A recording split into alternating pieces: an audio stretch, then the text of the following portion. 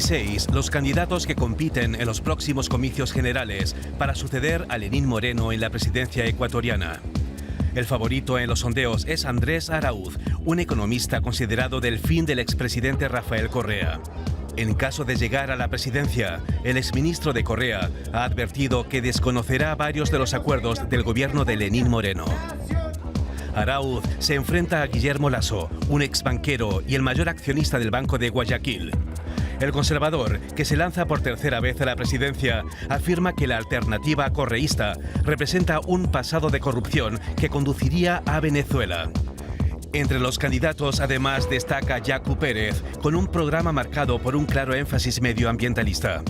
En caso de ganar la elección, el líder indígena busca restringir fuertemente la actividad minera. ¿Qué candidato se impondrá el domingo? ¿Dará Ecuador un nuevo giro a la izquierda? Nos interesa Ecuador y también hay que decir que no se puede hablar ni de encuestas ni tampoco de posibilidades de voto porque actualmente el país está en un proceso de reflexión electoral que vamos a respetar como medio internacional, pero queremos sí hablar de las ideas, hablar de los proyectos políticos. Y esta pregunta es para Isaac Risco. Isaac, ¿se puede realmente esperar de Arauz un proceso distinto al de Rafael Correa? A juzgar por su campaña, ¿puede llegar a ser un muy fiel seguidor? A juzgar por su campaña me parece que es más de Correa, ¿no? Arauz ha hecho campaña con un muñeco de cartón gigante de Rafael Correa. Yo creo que es eso, ese es el fin de Correa. A mí me da la impresión de que es volver al correísmo también es un poco el atractivo que tiene para el electorado, ¿no? La figura de Correa y también los tiempos de Correa, ¿no? Del correísmo, ¿no?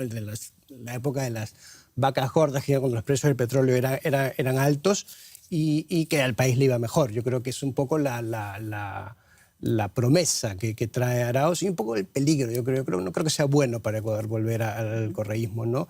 Yo hablaba antes de la polarización esta. Yo estoy de acuerdo con las cosas que decía. Me daba la impresión de que se exculpaba un poco a Correa. Yo creo que el deterioro institucional empezó con Correa. Creo que Correa tuvo derivas autoritarias y no creo que sea bueno para Ecuador volver con la prensa, por ejemplo, exacto, fue una volver cosa muy grande, a ese modelo de polarización política. Me da la impresión de que Arauz va a hacer eso, ¿no? Es cierto que también es un candidato muy joven y no se le conoce mucho, ¿no? Pero el miedo concreto que hay es que no sea Arauz quien gobierne, sino que sea Correa. Yo creo que es justificable, ¿no? Rafael Correa también es un animal político, un tipo carismático, un clásico casi caudillo latinoamericano.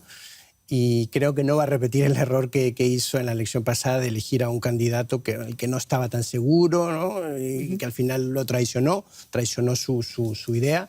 Entonces creo que ahora se asegura un candidato más afín a sus posiciones y mi temor es ese, que si gana Arauz, que él juegue un papel muy trascendental. No creo que sea bueno para Ecuador. Arauz, si es que sale, tendría 36 años, lo que lo convertiría en el presidente más joven de la historia del Ecuador.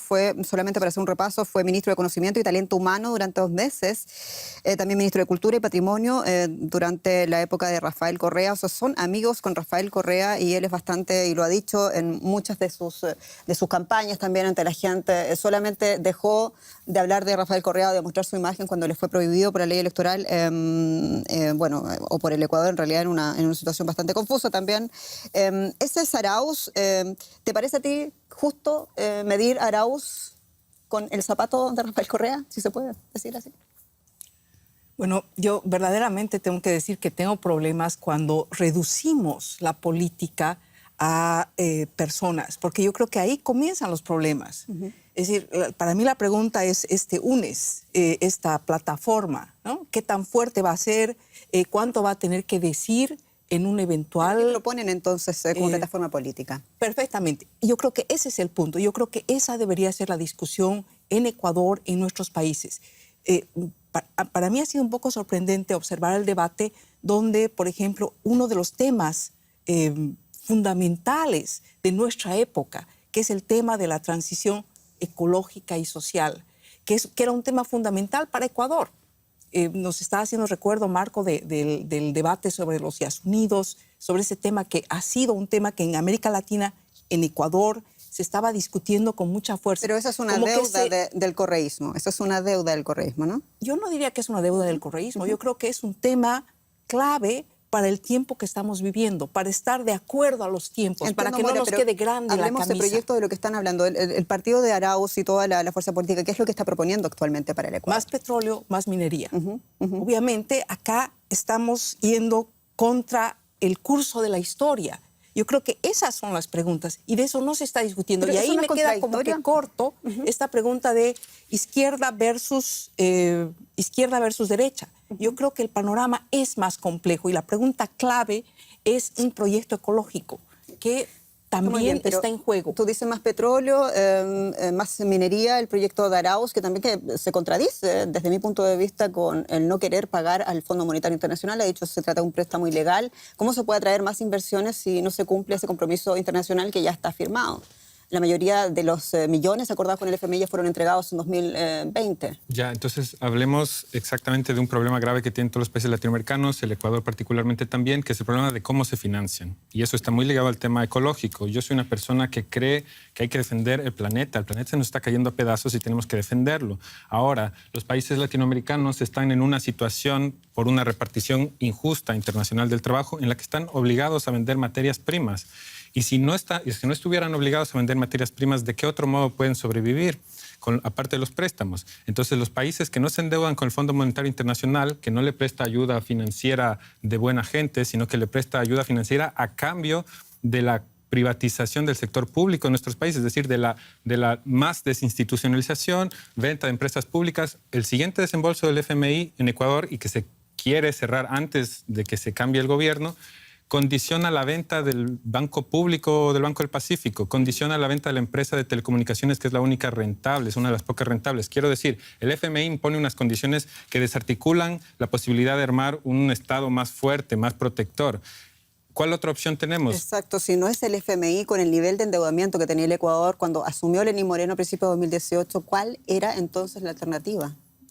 El problema es de fondo y no es de unos gobiernos o de otros. El problema es quién financia a los países de lo que ahora es políticamente incorrecto decir como el tercer mundo, pero que sigue siendo los países que soportan todo el desarrollo del primer mundo por la extracción de recursos naturales. Lo que hicieron los gobiernos progresistas en América Latina es cambiar de inversionista, cambiar de prestamista, y eso se refleja también en la geopolítica mundial. Estamos viendo un declive de la influencia de Estados Unidos en el mundo y un auge de China, por ejemplo. Es muy interesante, pero volviendo al tema de Ecuador y también de las propuestas programáticas de los candidatos, estamos hablando, por ejemplo, Moira enunciaba algo de preocuparse de la ecología, algo que tú también consientes. Si pasamos a la propuesta del otro candidato, Yacu Pérez, ¿no? El candidato del movimiento mayoritario indígena, él propone, ¿no? Una izquierda comunitaria, digamos, ecológica, pero a la vez dice, al revés de lo que dijo otros medios, a Deutsche Welle en entrevista dijo claramente, yo no dejaría de pagar al Fondo Monetario Internacional. Dos cosas sobre el tema Yacu Pérez. El primer tema es que Yacu Pérez propone una cosa bastante extraña, que es exportar barriles de agua, es decir, pasar de un extractivismo minero a un extractivismo de agua. Una cosa que no sé si técnicamente es posible, no sé si es solo un embate populista. Pero otra él cosa. Él dice cuidar las fuentes de agua, no sé muy bien a qué te refieres. Él dice hay que cuidar las fuentes de agua. Él dijo que va a exportar barriles de agua, eso lo dijo. Aparte de eso, sí tiene una política más ambientalista. Lo que tenemos que preguntarnos en el debate serio de fondo en el Ecuador es cómo sostenemos la economía. Yo estoy de acuerdo con que no explotemos las minas y con que no explotemos el petróleo, pero ¿de qué otra forma podemos vivir? Ese es el debate que tiene que darse. Y frente a eso, ningún candidato, ni del una ala ni del otra ala, tiene Correcto, eso estamos reales. de acuerdo. El señor Lasso dice, hay que pagar absolutamente al FMI, pero hay que pagarle al FMI, porque ya al FMI se le debe mucho dinero. Quedan 2.000 millones de euros que deberían entregarse, de dólares, perdón, que deberían entregarse este año. 4.000, la mayoría del dinero ya fue entregado a las arcas fiscales de Ecuador, que se hace cargo de ese dinero. Y si no es así, si cambia el timón en Carondelet y dice, no vamos a pagar al FMI, si fuera así ese escenario, ¿cuál es el costo que va a tener que pagar el país? Bueno, hay un medidor que se llama riesgo país, que lo suben, ¿no? Y eso suele pasar. Recién pasamos por ese proceso en Argentina, donde se intentó renegociar, al final se reconoció que se va a pagar, ¿verdad? El tema en Ecuador es que hay que ver a dónde fueron a parar esos recursos, ¿ya? Porque en Ecuador habría que ver bien qué se hizo con todos esos recursos ahora. Lo que se hizo fue repartir los hospitales, o sea, hubo unas tramas de corrupción muy gigantes, y si esos recursos fueron mal repartidos, habría que revisar. yo creo que están todos los países del sur sujetos a pagar las deudas que contraen. Todo el mundo funciona con deuda. Una última cosa quiero decir, yo creo que tenemos que sacarnos un cliché de la cabeza, que es el cliché de que el movimiento indígena, por ser indígena, tiende más hacia la izquierda. Y lo digo en referencia a la candidatura indígena que hay en el Ecuador. La de Yacu Pérez, ¿no? Es una forma de pensar, a mi modo de ver, racista, pensar que los indígenas, por ser indígenas, tienen que ser pobres y tienen que ser de izquierda. Los indígenas pueden ser de izquierda, de derecha o de lo que ellos quieran. Y pueden ser ricos o pobres. Y lo que tú quieres decir es que no todos los indígenas están detrás de Yacu Pérez. Y lo que quiero decir es que hay indígenas de izquierda y hay indígenas que son de abajo y que son quienes sostienen la economía alimentaria del Ecuador, y hay indígenas que tienen hace mucho tiempo una posición de élite y que han estado gobernando o están, digamos, pactando hace mucho tiempo ya con la derecha y que funcionan operativamente como grupos de derecha y para nada progresistas en temas como el aborto, por ejemplo, contra la ley del aborto. Tienen sus propias decisiones, eso es interesante de consignar. Isaac Rígido, tenemos un país que está tratando de buscar un futuro en medio de muchas candidaturas. ¿Cómo podemos explicarle a la gente que nos está viendo en Deutsche Welle el poder de los pueblos indígenas a la hora de emitir un voto, a la hora de decidir el futuro político de un país como Ecuador? Creo que, a ver, el movimiento indígena en Ecuador primero no se puede comparar con el que hay en Bolivia, que es también por simple mayoría, por simple cantidad, ¿no? Por cuantitativa, ni tampoco quizá con el Perú, tampoco, que es un poco, no sé, más fuerte, más numeroso quizá, pero es fuerte en Ecuador, ¿no? Y ha determinado eso, ¿no? Ha determinado política. Ahora sí, lo extraño aquí es que creo que es la primera vez que un candidato indígena tiene de verdad posibilidades, y partimos de eso de que es el tercer candidato, de aspirar a la presidencia, o que al menos está ahí entre los últimos, ¿no? Estoy de acuerdo en eso que decías, no sé si el cliché salió aquí, pero no sé si apareció aquí el cliché de que son de izquierda. Yo sí ubicaría más estoy de acuerdo en que todos los indígenas no son un grupo homogéneo que vota en bloque por un lado y para el otro. Creo que sí, que Yacu Pérez tiene un discurso más hacia la izquierda. Me parece incluso interesante porque Yacu Pérez también se muestra pragmático, ¿no? En esa entrevista que hizo con Deutsche Welle decía, sí, los subsidios a los combustibles se necesitan temporalmente. Me parecía que es una postura interesante y que es una postura pragmática también, que hay que buscar el tránsito. Si estamos hablando de ecología, hay un tránsito pendiente. En lo concreto, eso que estás citando, Isaac, me interesa, no te pareció una propuesta populista, sino más bien un acto pragmático de este candidato que entiende que hay un problema ambientalista, pero que hay que darle de comer. O sea, que merece que se analice como tal. O sea, puede ser una propuesta. O sea, la diferencia entre populismo, demagogia y representar los intereses legítimos de su electorado a veces es difusa la frontera, ¿no? Y es verdad que hay mucha gente que vive de esos, que necesita esos subsidios, o que los subsidios existen, creo que han existido 40 años, crean dependencias, y hay gente que en esta situación de pandemia también depende mucho de eso, ¿no? Y el tránsito al modelo ecológico, un modelo de energías limpias, no lo hemos conseguido todavía en ninguna parte del mundo. O sea, es algo a lo que tenemos que ir, se tiene que conseguir. Es un tránsito, es una transición, hay que buscar recetas. Es una transición y es una bandera de lucha también de las comunidades indígenas. Moira Suazo, ¿te parece a ti lo que delinean los colegas acá, Isaac, respecto al poder, ¿no? Político, organizativo también de las comunidades autóctonas e indígenas del Ecuador? ¿Por qué en un momento, y no solamente en un momento, en muchos momentos de la historia del Ecuador han llegado a ser tan sustantivos, han llegado a sacar a muchos presidentes, y también se toma y se mira con lupa, ¿no? Lo que están pidiendo para los próximos 4 años? Creo que aquí hay un elemento que no debemos dejar de observar, y esto es el hecho de que cuando vemos el programa de Pachakutik, que es el partido al cual está representando el candidato Pérez, vamos a ver una propuesta básicamente ecologista, un comunitarismo. Efectivamente, ahí estoy plenamente de acuerdo con ustedes. Una cosa, papel aguanta todo, ¿no? Es decir, podemos decir varias cosas, pero hay que mirar después, posteriormente, hasta qué punto esto se va a cumplir.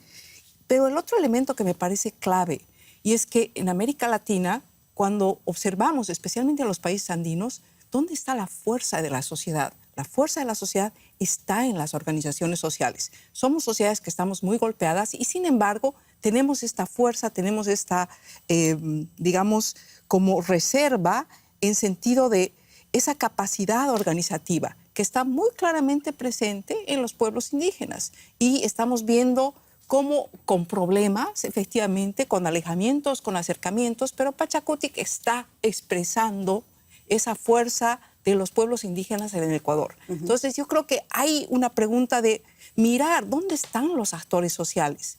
Y los actores sociales en una sociedad que está tan debilitada, desarticulada, yo creo que es un tema muy importante de observar cómo han podido articular, unificarse, construir y fundamentalmente no quedarnos en la candidatura, ¿no? Yo creo que es la pregunta para Pachacutic.